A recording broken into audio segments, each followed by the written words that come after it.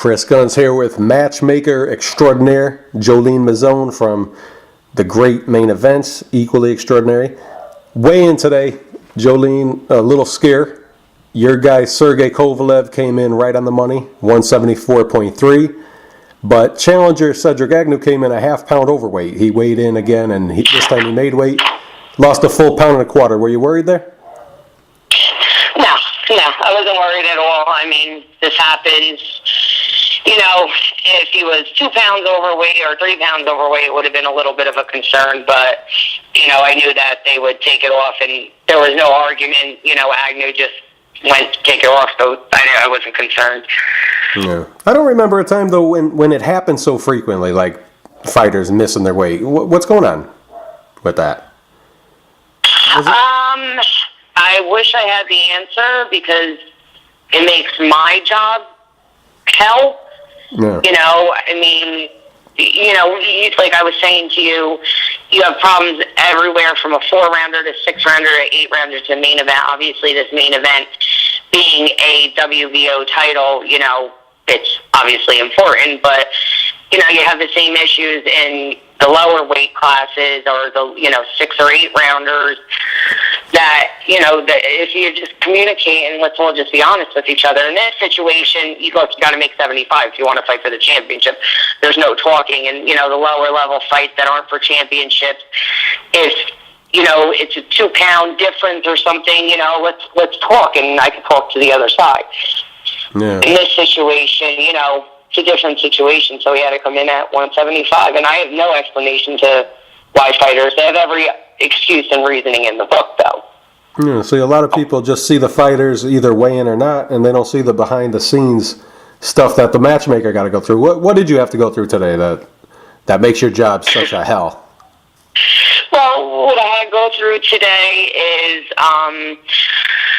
to give you an example, this isn't about the main event. One of the undercard fighters, I got a call from the New Jersey Commission today at 2 o'clock. The weigh-in was scheduled for 3:30, informing me today that one of the fighters needed to be cleared by a doctor for an ankle injury, which was never on the fight facts. It's a whole behind-the-scenes thing. So thank God the guy who was fighting is fighting. He's a heavyweight. He's fighting Adam Konacki, who Adam Konacki sold for us about 250 tickets. Wow. So I can't lose this opponent. You know, not that I want to lose any opponent or any guy, but when you have a guy who sold about 250 tickets, you know, you got to keep this fight happening. So, you know, we had to call doctors, get prescriptions, this was literally before they were getting on the scales. The commission agreed to have them weigh in because they were heavyweight, so it wasn't like they were making weight. And the guy literally had to go across the street to Atlantic City Medical Center to see a doctor and get these medicals done that were just presented to us at 2 o'clock today. Wow. So that was one thing. You know, another thing leading up to the fight, the co-feature, which isn't main events, it's top-ranking Gary Shaw's, Delorma and Mayfield. Mayfield's gloves didn't come, so, you know, that was a drama between them.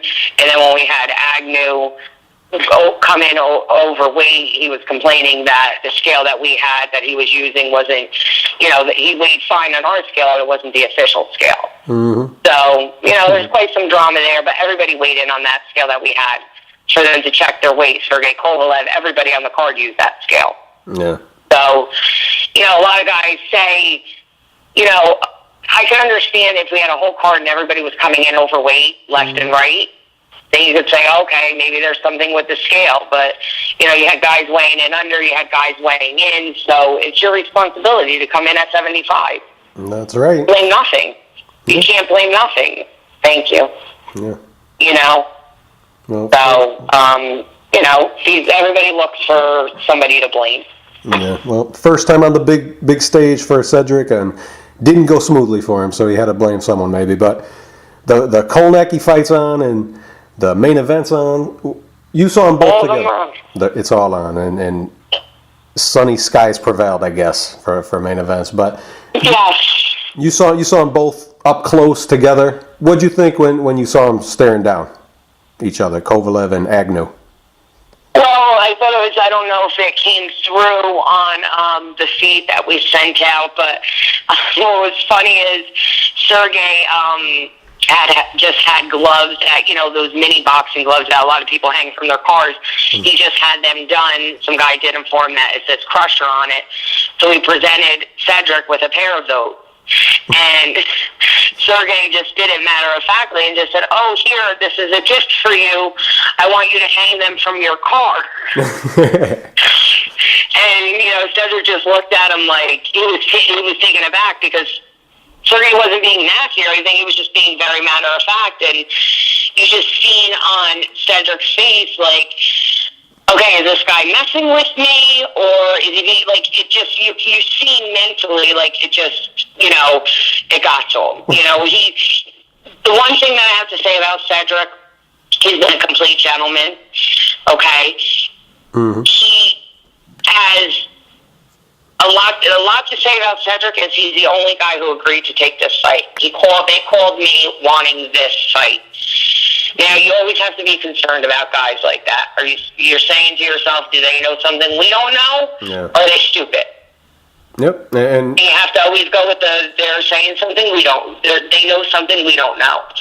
Mm-hmm. I never put anything past the guy with a big amateur background. Yeah. Yeah. And Cedric, that prevails in every fight.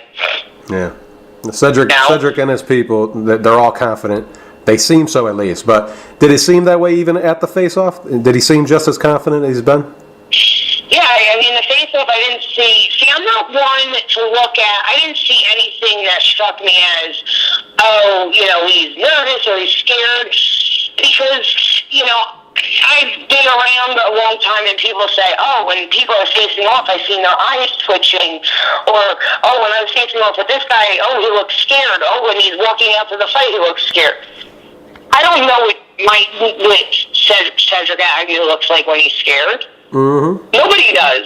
Nobody knows what I look like when I'm scared. I could look like, a totally different person. Mm-hmm. So I'm one that I don't really look at that. I just look at, in my view, it's him coming in overweight. That's the issue. Yeah. As long as the fight's on. That's what I look at. I look at dry bodies. I look at that dehydration. Mm-hmm. Because some of the fighters that are the scaredest could be the most successful. Yeah. We won't know. We won't know if Holyfield's going into the ring with scared shit. Because you know what? I'll never admit it. Yeah, you could have a poker eye, right? Yeah. That's it. Yeah. And you're one of the great. I've been to so many fights that you're like, look at this guy walking out. He's scared. I said, and you know what he looks like when he's scared? Nobody does. Yeah. Everybody has different expressions when they're scared or when they're nervous. You could tell by actions. That's right. You could tell by actions, but not by facial expressions or, actions you could tell by. Yeah. I may be scared to death somewhere and have a normal face on. You wouldn't even know. Totally right. Yeah. And you're one of the smartest people in boxing, so you should know. And you have a great eye for the game. Have you seen a lot of film on Cedric? And if you have, what do you see when you have seen film? Because I can't find film. I haven't seen much film on him. What I've seen is, he's a guy with a decent jab. He switches to southpaw. He could box a little. I mean, he ain't no Mayweather, he ain't no Andre Ward, but, he could box a little. But the thing is once he feels Sergey's power, all of that can go out the door. Yeah.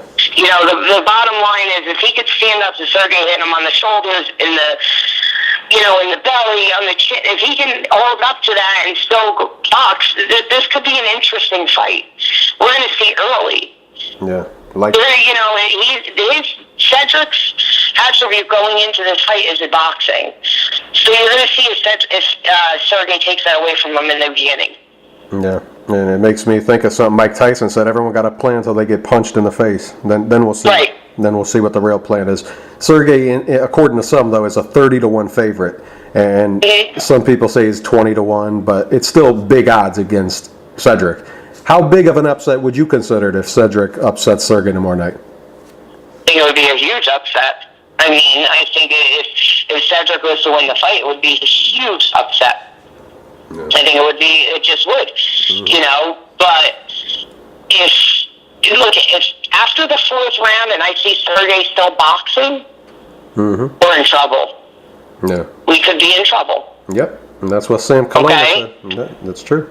We could be in trouble. After the fourth round, let me tell you something. If Cedric's still boxing, we could be in trouble. But with that being said, if Cedric's still boxing, my feeling, because nobody has seen that much of Sergey. I know he can box, okay? But if he goes past that floor and Cedric's still boxing and Sergey takes him out in the later rounds, that tells me more of a story on Sergey, which I would be very happy with.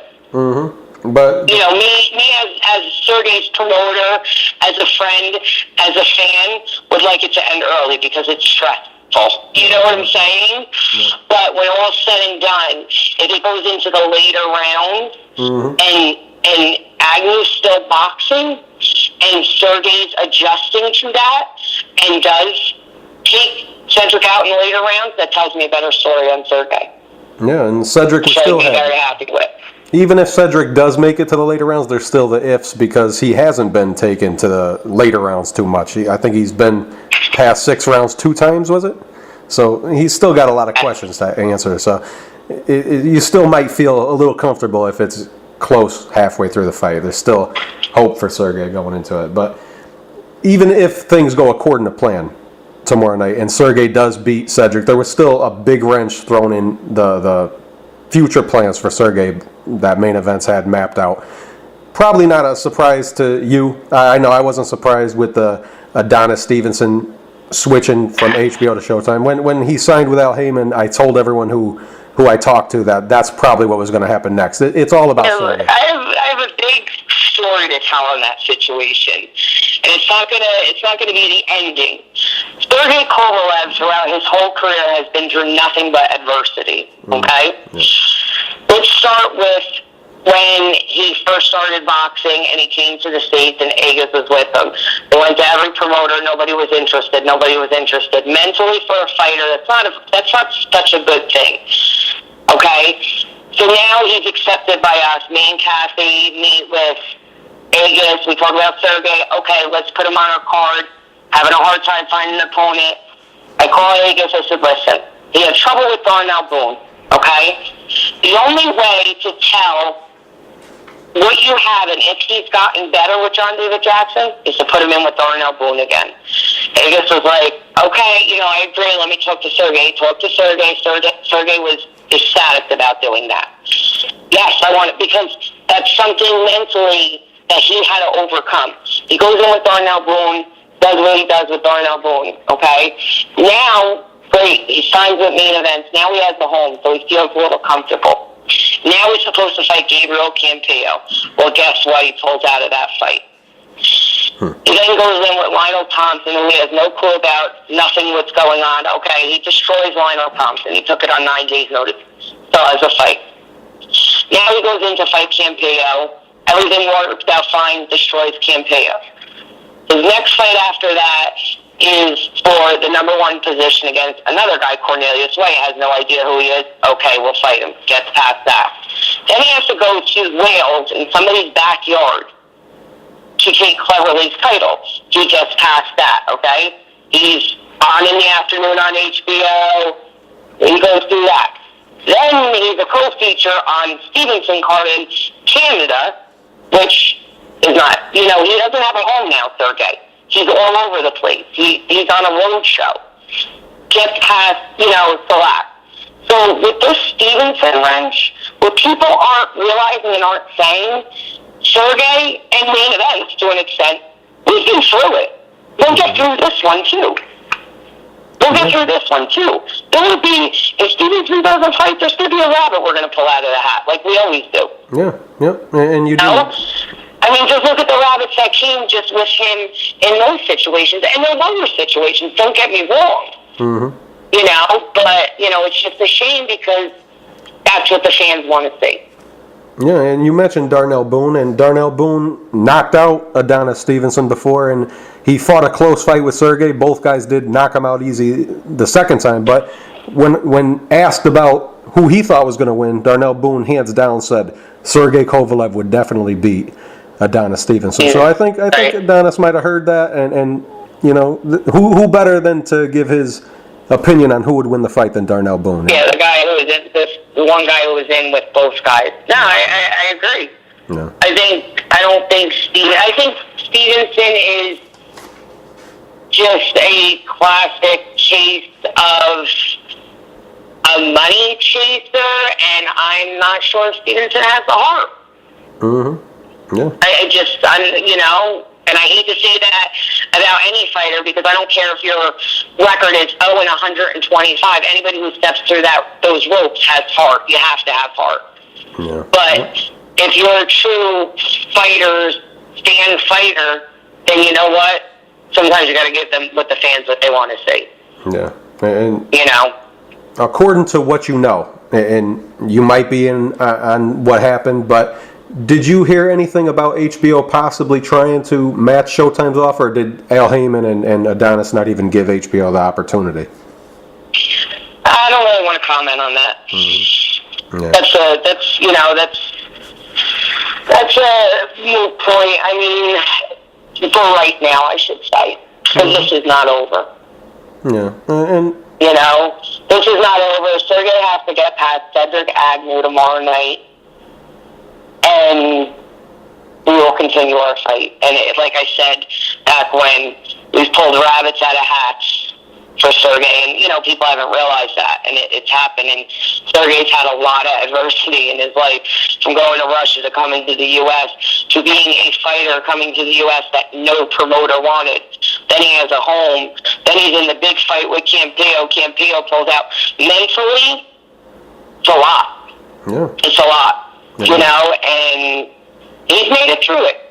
Yep. And, you know, it's a team effort. It's Agus, it's him, it's main events, it's everybody working as a team and coming up with the plans and coming up with solutions and making things happen. And we'll make, you know, after Saturday night, God willing, he beats Cedric Agnew.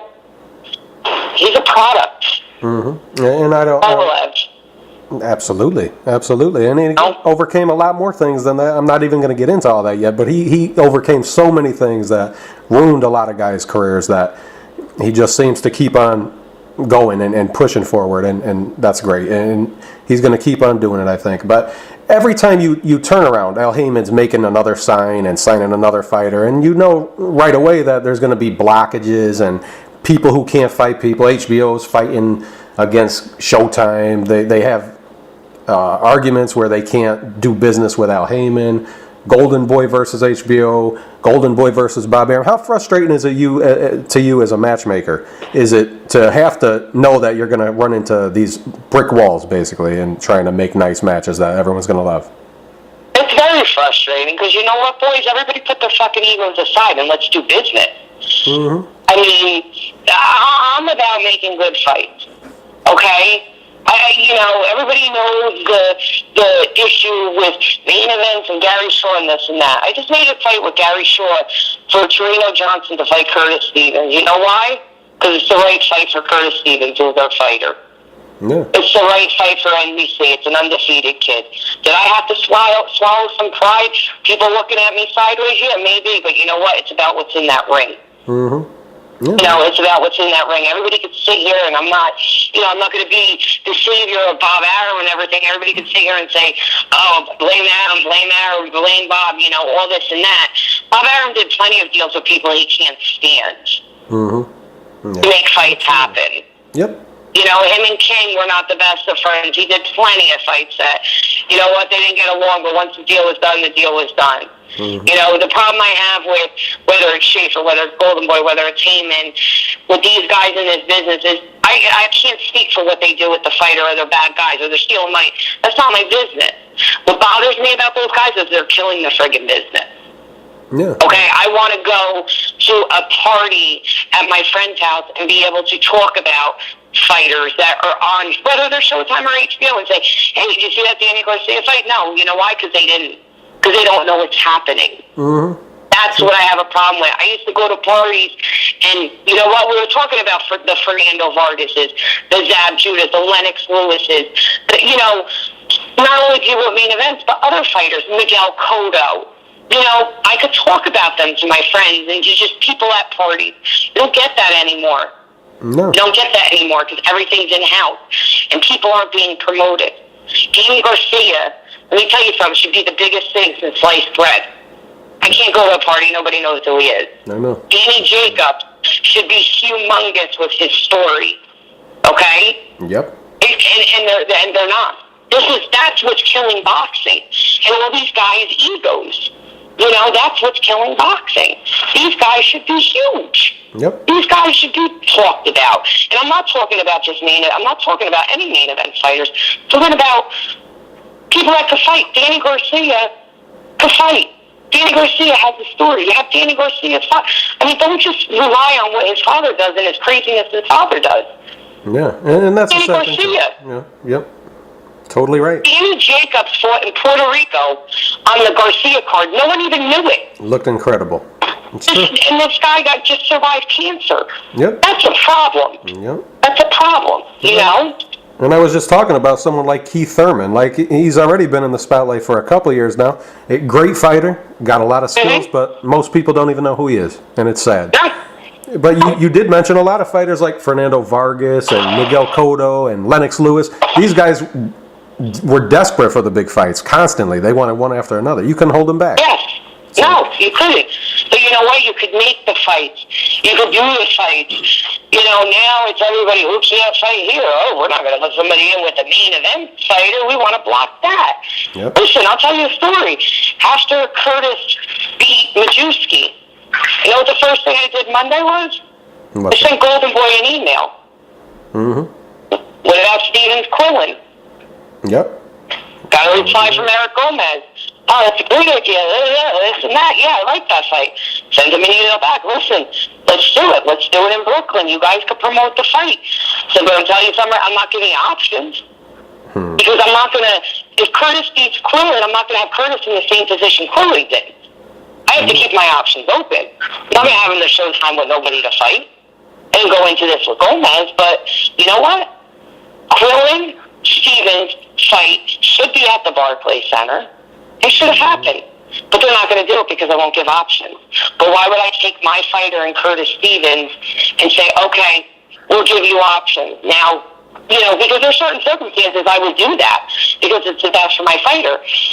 Now we give Golden Boy options. He's in the same position as Quillen is with no opponent and only fighting on Showtime. I got to keep all my options open. Yeah, and it's so frustrating, even just being a fan. It's so frustrating to see these things happen. Like Adonis signing with Al Heyman, and then you suddenly start seeing these guys spouting the same kind of rhetoric as every other Al Heyman fighter, and like a Floyd Mayweather type, like just telling everyone how good he is, and instead of proving it in the ring. Back when when a fighter's a real fighter like a Miguel Cotto or a Fernando Vargas, they don't toot their own horn. You know, they let the people say what they want about them, and that's how it happens. No, you know? You're right, and that's where I'm angry about is I'm putting my ego and throwing my pride aside and saying, listen, I'll bring Curtis Stevens to Barclays. You're going to keep, this is your show. Just, you know, whatever the case is, let's do it. It's a great fight for the fans, no? Never got an email back. Terrible. And my name isn't Bob Arum. Kathy's name's not Bob Arum. So what's the reasoning? Because you can't get options and you can't control every goddamn fighter in this sport? Yeah. That's the reasoning. And that's what's killing the sport. Yeah, let me just... You know? That thing with Adonis, I don't mean to harp on things, and I know you're real busy and you got a lot of things to do the day before the big fight, but was the first thing that Main Events heard about Adonis going to Showtime was the Yvonne Michelle announcement on his Facebook page? Was that the first thing? Or that's the first? Oh, okay. No? No, we heard it before then. Yeah. I mean, not far, not days before then, but it was that same day and we heard it, yeah. Yeah, and you mentioned how there's other options out there for Sergey. You guys talked about it. Kathy Duva, I heard doing an interview on Ring TV, said there's other options. And like any smart promoter, you don't put all your eggs in one basket for the reasons like what Adonis did and what Yvonne Michelle and Al Heyman pulled. But you guys have been doing a lot of signings and making a lot of signings of light heavyweights for possible, building him up to contend with Sergey in case things happen. Tell us about Lonnie Thompson. You guys signed him. He's fighting tomorrow night too, right? Yes. He's fighting Hot Rod, who's a 15-0 undefeated kid. This is a 50-50 fight for Thompson. Yeah. But I gotta, the way we do things, they have to, all these fighters have to overcome adversity some way or another, because that shows once they get into the big fight, what the total package. This is an undercard fight off TV. Thompson's not making a huge payday. He's fighting an undefeated kid who is looking to stay undefeated and who has no promoter and looking at us to do something with him.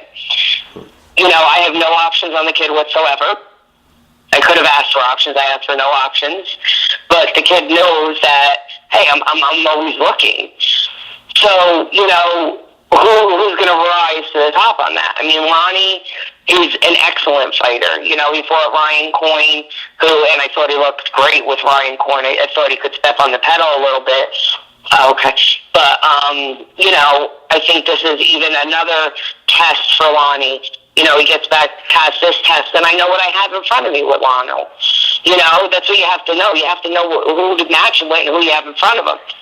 Yeah, and I'm sorry. Because you don't want to put him in over their head, but at the same time, you don't want to put him in too soft where it's not going to help him in the long run.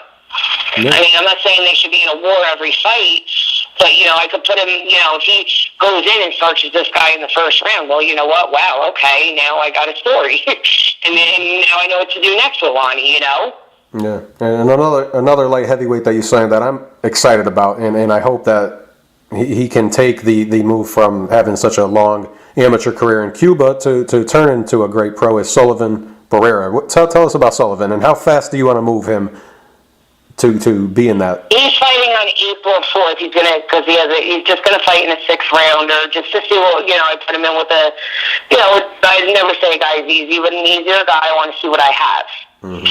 So we're gonna test the waters that way, see what he has, and then I'm gonna speak to his manager, Louis Molina in Agus, and see where we want to take him, and we're gonna sit down with the fighter, and after this is why I'm putting him in a 6. I want to see what he has. Then I could say, all right, let's move him this fast or let's move him this slow. Yeah. And I think with his amateur background, he's going to be more on a fast road. Yeah. 250 fights and beat such guys as Chad Dawson and Beibut Shumanov in the amateurs. So, but there's always a question of can they transition to the pro game? It's different. Yeah. And that's why I want to put him in a fight, see what he has, and take it from there. Yeah, another guy. How about Anatoly Dachenko, 6'3", IBF Intercontinental Champion. He's fighting on June 21st. Tell us about it. Yeah, we're trying with the Mohammadi. I always get that name wrong. Najib Mohammadi. We're just working out everything with them contract-wise. Everything's not signed yet, but yeah, that's what we're looking. And with him fighting Mohammadi would be for the #1 spot in the IBF. Yeah, and he beats Mohammadi, he's #1 in the IBF. Yep, and great fight there. And then we have Chilemba, who is #2 in the WBC. Yep, just beat Denis Grachev a couple Friday nights ago. So you got big plans. Yeah. You got other guys that I'm sure wouldn't mind getting in there. And well, you say wouldn't mind getting in there with Kovalev, but it's hard to find people willing. You do got one tomorrow night. Cedric Agnew stepped up and made weight, so glad he made weight. I know it's a busy day for you, and I appreciate you taking time. Good luck tomorrow night. Hope it's a great show. No problem, Chris. Thank you.